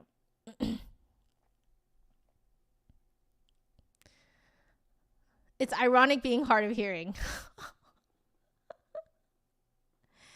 You can't play on the spot. You're not a kinesthetic learner at all, or at anything. Okay. You know how I could just play for you guys the Genshin Impact main theme? It's because I actually spent some time memorizing it, straight up. I've just decided that I'm just going to memorize my favorite tunes, just, you know, so that I can play on the spot, because I'm not someone who can learn by ear. So I'm just going to memorize it, you know? But yeah, I would say you can find workarounds to it. And I would say that every musician has a workaround. So, okay, we're going to continue answering our community page questions. Pink Kitty also asked, do you still have your Hello Kitty music stand? Where did I get this? I don't believe that was a Hello Kitty music stand, but it was like a red music stand, right? Like it was like a red desktop stand. I gave that back to my mom. But it's not Hello Kitty. It is red, but it's not Hello Kitty. It had a little keyboard on it with a little notes on it, really cute. But no, I don't have it. So I'm sorry, I can't tell you where I got it. Let's see, the reward sticker book. Yes, I still have it. This is from when I was 8 years old. My teacher would give me stickers for every good lesson I had. And there's lots of Hello Kitty in here. This is from when I was 8. I was like 8, 9 years old, something like that. We didn't even finish all of the pages in here, but like, look how many stickers I amassed. That's right. I still have it. That's right. Yeah. And now you know what kind they are. Now, I think I have some Pokemon in here too. I have Mulan in here too. So that was clearly when I was like 9 or 10. Yeah. I have Pokemon in here. There we go. See my Pokemon stickers? I didn't even like play Pokemon. I didn't even watch Pokemon at the time. But I still got them stickers. I have a Charizard in here. I have a Ninetales in here. Wow. I have a Ponyta. I have a Rapidash. I have a Magmar in there. That's right. That's awesome. Okay. Keep going. I'm trying to like cram in as many questions as possible. Okay, so Tomash. Hello, Tomash. So Tomash is asking, most of the musicians that have that one piece that no matter what's happening, it always sounds great. Like the best piece that you're comfortable playing. Have I ever faced the piece that redefined my playing, technical skills, etc.? How do you manage to go through this piece? Okay, I will answer this in 2 parts. One is, yes, I do know what you mean by there's that one piece that sounds great, like no matter what. For me, it tends to actually not be classical music. Video game tunes is where it's at for me. So for example, that's why I was able to just like bust out the Genshin Impact main theme. There's a few other ones that I am doing as well that I don't know, for some reason I just snap right into how it's supposed to sound. But yeah, video game music tunes that were written for the flute, those ones really they just do it for me. But have I ever faced a piece that redefined my playing, technical skills, etc.? That is the Eber Flute Concerto, which I have been working on Twitch for the last like 3 years. That is it. So what the Eber did for me, I had to change my posture 3 times to even be able to balance the flute correctly to play those insanely awkward fingering sequences. This year I revamped my breathing completely, because I noticed that my stamina was really low. And I also had to memorize it because you play it so fast, you can't read it. And I realized that means you have to have it memorized. So I also memorized it, which was also a huge challenge for me. So in terms of how I went about it, I just went head first into it. Just like, I don't know what I am doing, but I'm just going to try things. And thank God for my Twitch chat. My Twitch chat are actually the people who help give me extra like new ideas, new perspectives, some practice techniques, methods that I haven't thought of yet. So we try things together, right? Is it backseat gaming basically? Yeah, it's basically backseat gaming, backseat driving, but I kind of love it. But sometimes it doesn't work, and that's okay. Like our community is really awesome in that way where like, we need to just try and see if it works. And if it doesn't work, we'll just try something else. Who cares, right? So that's what we've been doing. So I've been really leaning very heavily on my Twitch chat to basically help teach me different ways of approaching things, and we'll hit on something that works. So we'll like incorporate it into the practice checklist for that day. Yeah. So it's that's how I went about it. Was you just go in and try things, and then you'll notice like a pattern arising of like what sorts of things you should work on. So you just kind of like create your checklist as you go over several days, several weeks, and then eventually you'll have this checklist ready to go that you like know exactly what you're going to practice every single time. At the end of every practice session, you need to review what you just did and be like, what went well? Pat on the back, because we all need that positive affirmation so that you actually want to do it again. Okay. Yeah. Mental stuff, And then the second part is, what do I need to improve on, or what homework do I have, right? So like based on what happened today. Because sometimes what happens is you like hit a bit of a roadblock and you can almost feel that you got it, but you just need another day to just kind of mull over it when you're not practicing. So what I'll do is like I'll create some sort of practice method or something like that to do the next day. So that's why when you come back the next day, you don't have to problem solve immediately. You just go right into what you assigned yourself to do at the end of the last practice session. You go right into it, and then you evaluate. And then you create, then you create again for like the next day what you're going to do the next day. So what it does is it takes out the mental labor of figuring out what to do at the beginning of every practice session. It's much easier to figure out what to do for the next practice session based on what you just did when it's fresh in your memory.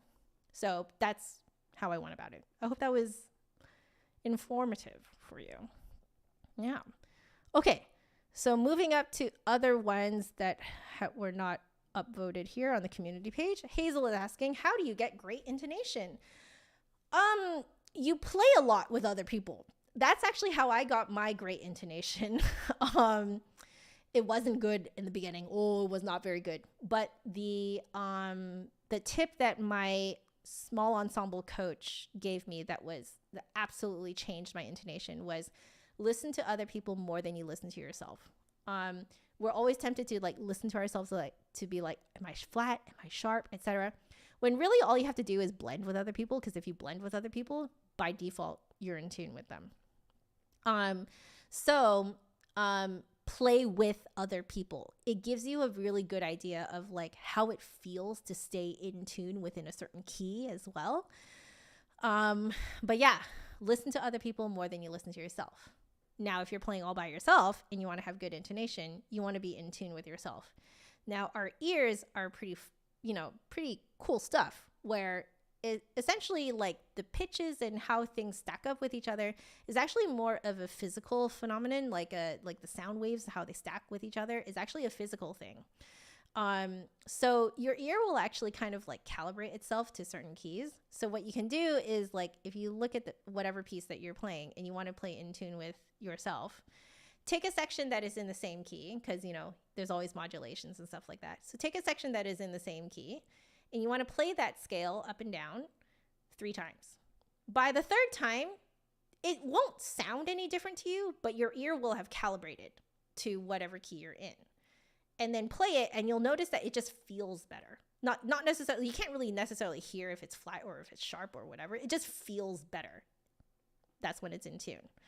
Part of the reason why, like, let's say you switch from one piece to another, part of the reason why the next piece just feels out of whack, and then you notice the tuning is completely out of whack, it could be because your brain is still in the previous piece's key.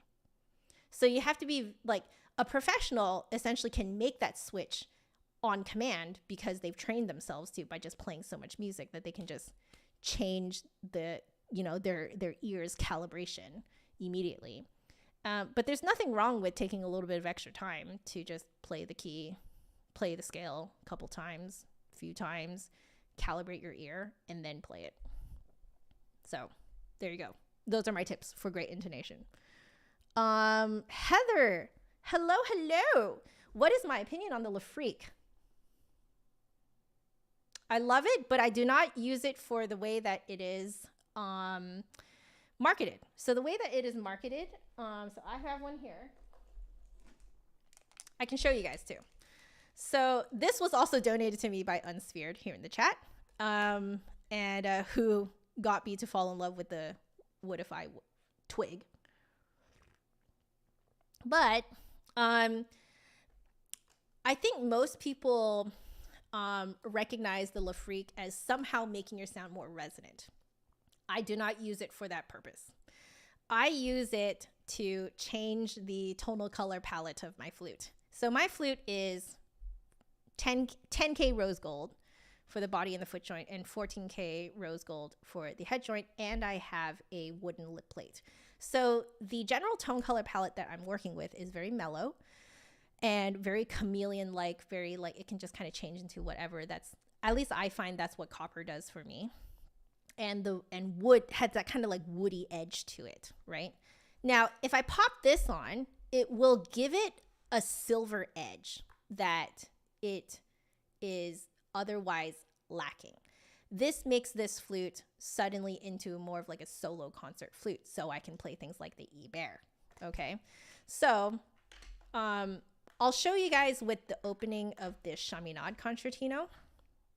So let's play it first without, just so you guys can hear that tone color. So nice and mellow.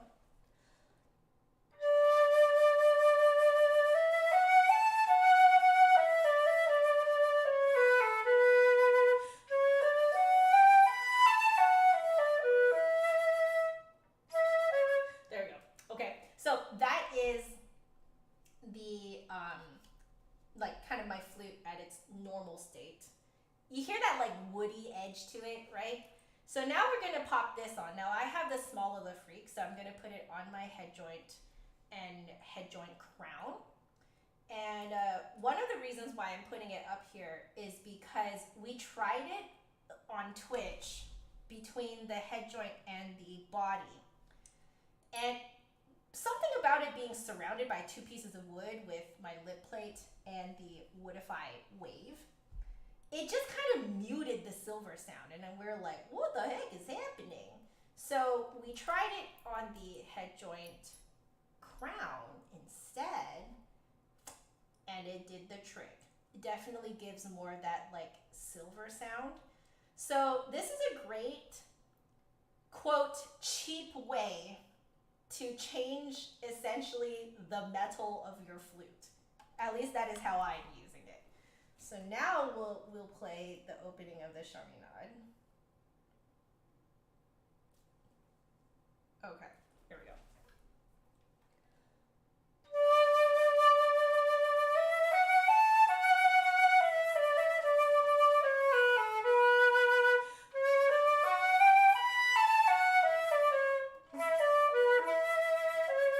You see, I don't do things by ear. But do you guys hear that tonal difference?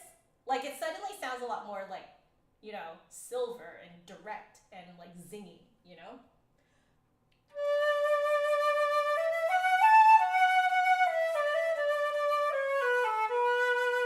You hear that like silver edge to it? But without it, and I'm just going to, because you have to turn your head joint crown a little bit loose to do that. Okay, just putting that back. So now,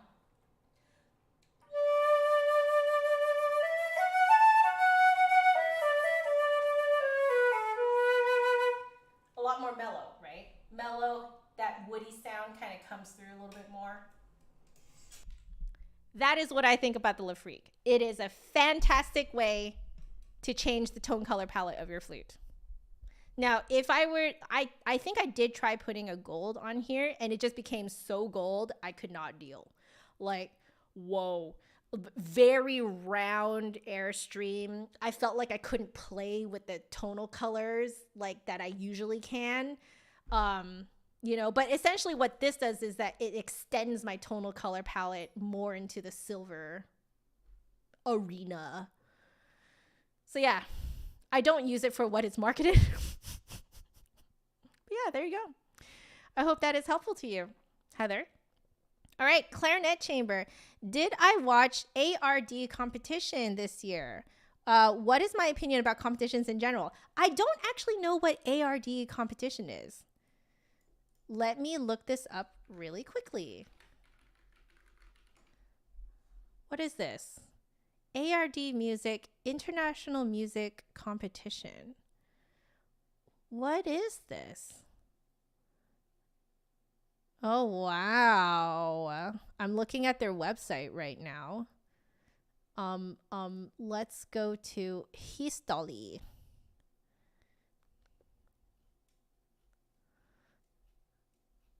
Is there like an about page? About us. There we go. Oh, their about page is not live. Wow. This is a very big competition. looks like German and English. Is it events? Well, let's just look up the 2022 competition. What are we looking at here? Wow, it's a global competition. Wow, that is so cool. Oh, very cool. Looks like you can get tickets to this too. So is this based in Germany? Huh. Munich. There we go. ARD International Music Competition, Munich. Very cool. Thank you for sharing that with me. I learned something new. So what is my opinion about competitions in general? Very good place to meet other people. It's a great networking opportunity. So you can meet other people, and you can be exposed to, the levels of how other people play. It's a great learning opportunity. Honestly, I'm not really, like my parents raised my brother and I to not see competitions as a place to win, but as a place to learn. And if you approach it that way, it's really fun. So I actually made a friend at one of the competitions that I went to, a local competition in Vancouver, BC. Yeah, we became friends, and she's great. She became a jazz flutist, and it was awesome. I won 3rd place. She won 2nd place. And it was great. It was fantastic. So if you go to a competition with the intention of just having fun and learning, I think it's a really great experience. It can just open up your worldview. Sure, there might be some bad eggs here and there of people who get, really defensive and really want to just win.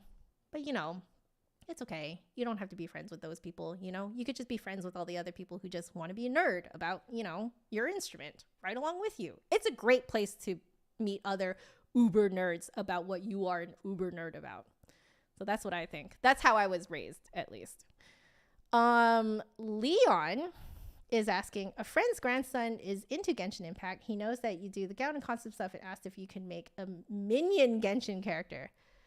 You immediately thought of me and then thought of just another minion doll. I guess this isn't a question, but that is really funny. That is so great. I love it. Okay, let me just refresh the page again. See if I got to mostly everything. There are new ones. Okay. So, hey! I've never actually asked if it's a hard G or a soft G, but Jara, hi. I hope you're doing well. I think of you from time to time. Jacob, any tips for memorizing music? You want to find out what your dominant learning form is. Now, the problem with memorizing music for me is that I'm fairly dominant visually, so I had to rely on my second dominant way of learning music, which is by feel. So I do a lot of looking and then looking away and then trying to play it and really feeling what I'm doing. So I do have many students who memorize the best by just hearing it because they process it orally very well. And so it just gets stuck in their head, and then they can just kind of like feel out what they're supposed to do. So the most important thing is to know what your dominant way of learning is, because let me tell you, the reason why I had so much trouble memorizing music for the longest time was I kept trying to do it via hearing. And that messed me up so much because I essentially have what I like to call oral musical dyslexia. Like I will just, like if I only hear something and I have no visual cues for it and I'm not like actually fingering along or singing along, like I can't feel anything of what I'm doing if I'm only listening. I will get rhythms wrong. I will mix up rhythms. I will mix up pitches. I will change the key. It's just a bad time. And I was trying to memorize music that way. Of course it was so hard. So I spent forever doing it that way. Don't do that. Okay. So my biggest tip for memorizing music is to find out how you process music in your dominant forms and rely on that. So Michael is asking, how do you get rid of butterflies before going on stage? You do it a lot. You do it a lot. You have to become desensitized to it. Now, the other things that you can do, I've mentioned them before in a video before, but you can, slow down your heart rate by breathing into a paper bag. And that helps you not take in so much oxygen that you're hyperventilating, right? So that can really help. Taking a short walk before you have to get backstage is also really good. You can also do a little bit of yoga, or you can just lay on the floor with your feet at, 45-degree angle, propped up. And that kind of helps align your spine and, helps you relax, that type of thing. So you can do all those things. But really at the bottom of it is you just have to do it a lot. Yep. Greg, is it just your imagination? But it seems that the flute is so much more popular in the Pacific Northwest than a lot of other areas in the US. Any reasons why? Or are you just delusional? Greg, that's interesting. I never thought of that. But I have to tell you that in my experience, there is a huge saturation of Western classical flutists, trained flutists in Vancouver, BC. There's a lot here in the Seattle area. So yeah, you might be onto something. But I don't know. I don't know why. It could be that we just have really great, this might be it. We do have great teachers in this area. Lots of great teachers in this area. And so great teachers mean that there's access to flute education for people in the area. You end up basically raising entire generations of great flutists who all call this place home. That's probably where it is. That's probably why it's happened that way. That's what I'm guessing. That's just a guess though, okay? I have not done any research or anything like that, okay? But that's just my guess. What flutes will I be trying out this Thursday? Well, if you want a sneak peek, you can go to my my website, justanotherflutist.com. Go to this stream page. So I believe it's justanotherflutist.com/streams. Flutist.com/streams. Oops. No, that's not it. Yeah, streams. Or schedule/schedule. If you go to justanotherflutist.com/schedule, you'll see that I actually put the name of the company that we're looking at. But yes, I'm going to be on here again on Thursday, and that one is going to be sponsored by the Flute Center of New York. All right, Tamash is asking, what are my thoughts about wooden crowns or the Woodify tone enhancement? I have not tried either. So I'm sorry, I cannot give you a really good answer. But I want to try them because what a great way to essentially extend my tonal color palette the opposite way from silver, right? Like, my thinking is that it would help me dig even more into the wooden sound. So I would love to try that to confirm if that happens someday. I would love that. Yeah. All right, guys. I think we will start to wrap it up. It always takes me a while to wrap it up. So I will see what you guys are saying here.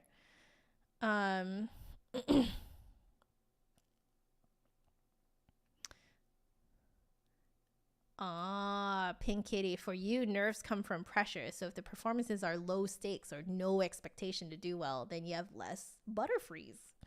Yes. Yes. Sean is right. Boston is ground zero for flutes in the US. Yes, it is. In fact, this flute is from Boston. So Boston houses all of like the North American flute, like the greats of the North American flute makers. Correct me if I'm wrong, Sean, but I believe it's like, isn't like Brannon, Powell, Haynes, Burkhart all up in there? Aren't they all up in there? Right? They're all in Boston, I think. Yeah. All the greats of the North American flute makers are there. Yeah. This has been really lovely. Thank you guys so much for a really lovely morning. I was actually like low-key a little bit nervous for today, but I just kind of, all the nervousness just disappeared as soon as I started talking to you guys. So I have not yet quite planned what I want to do for next week's stream, but we will spend another 15 minutes looking at Hyperflute Volume 1 by Alessandro Battici, who is also the maker of the Woodify Wave and Twig. So we'll look at that again next week. Thanks again to Ale for sponsoring that 15 minutes of today's stream. It was actually a little bit more than 15 minutes because I got too excited telling you guys about how the sponsorship even happened. But yes, how do you find out about more live streams? Well, I will, what you'll notice is I will actually put these up, like I'll set these up a few days before the stream actually happens. So you can click, there's a little button if you actually go to it, like you'll see it show up in your subscriptions, like on YouTube. You can click it. And actually, even I think within the subscriptions page, there's a little button that says notify me. So you can click notify me so that, you know, YouTube notifies you when I'm live. But I've got my social media, Facebook, Twitter, Instagram. Instagram is Just Another Flutist. Facebook is Just Another Flutist. Twitter is JA Flutist because I signed up back in the day where there was a character limit. But yeah, that's where you can find out, you know, my schedule and what I'm doing. You can also just go to my website, justanotherflutist.com. You go to the streams tab and that'll take you, you'll see actually just straight up a Google calendar of all of my streams per week. So I always update them at the end of one week for the following week. And you know, guys, just hang out when you can. You can dip in and out. You don't have to stay for the whole thing. Part of the reason why these streams are so long is so I can catch more of you guys, you know? So, but yeah. Oh, I should probably make that go away because we're not answering any more questions now. But I will say for those of you guys who are still here, I am considering working out some Genshin Impact themes next week live, because there's quite a few themes, new themes live in the newest expansion for Genshin Impact in the region called Sumeru, and it has so much flute music you wouldn't even believe. It's so beautiful, and I thought it would be fun for you guys to see my process in how I work things out by ear, so you guys can kind of see how I do it. And also, if y'all want to help me, if any of you guys have perfect pitch, y'all can help me figure it out. So I was thinking that might be fun, just so you guys can see sort of like the more, you know, fun part of, you know, what I'm passionate about in music.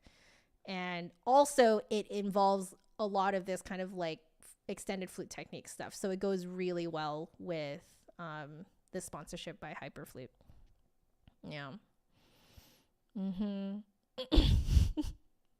Oh, Parvier, thank you so much for the really kind comment you put in there. Oh, I'm glad that this stream was informative for you guys.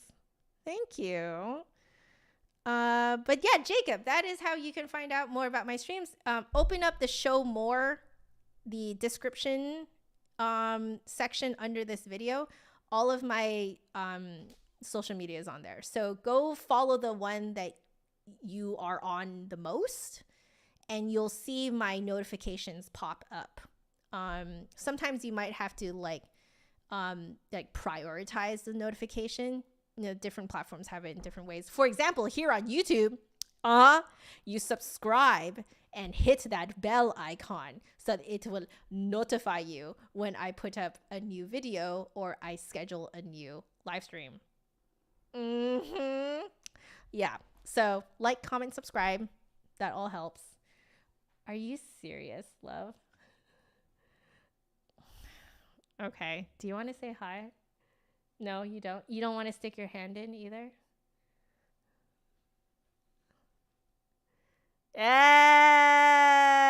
You guys got the ninja hubs for a hot second there.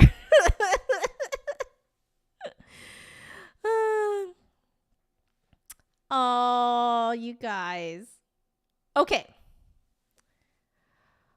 Right. So I think I'll end the stream here. Thank you all for joining me today. It was really, really fun. Honestly, these were such good questions. And I love this way of just like putting it on the community page. I think what I'll do is I'll comment on there with this live stream, just so anyone who does happen to see it can see that it goes to this stream. So anyway, I love y'all so very, very much. Please stay happy, healthy, and safe. And I will see you guys on Thursday here because we're doing a Flute Center live stream. All right. See you guys later. Bye.